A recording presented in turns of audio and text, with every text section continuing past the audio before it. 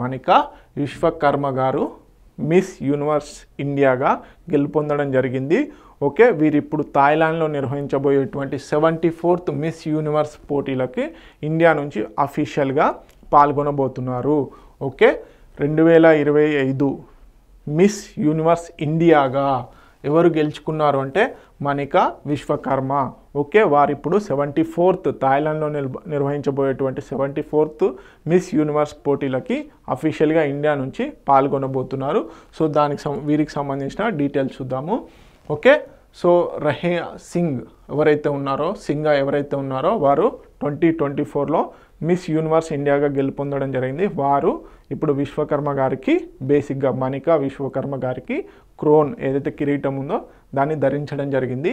Okay, వీరి యొక్క runner-up వీరు వచ్చేసి శ్రీ గంగానగర్కి సంబంధించిన వాళ్ళు, రాజస్థాన్.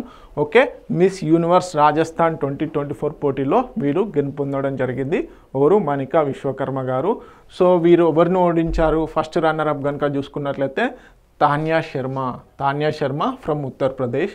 సో వీరిని రన్నరప్గా ఉంచి వీరు ఎవరు? మనికా విశ్వకర్మ గారు మిస్ యూనివర్స్ ఇండియాగా గెలుపొందడం జరిగింది.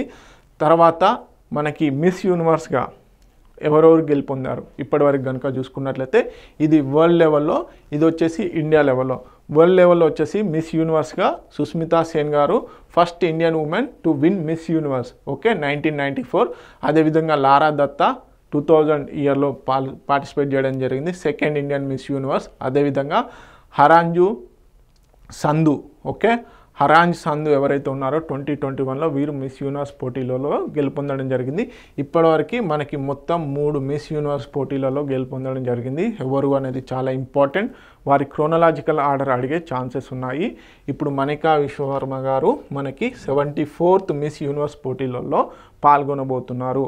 ఓకే, తెలుగు మీడియం అభ్యర్థులు ఎవరైతే ఉన్నారో ప్లీజ్ నోట్ ఇట్ డౌన్.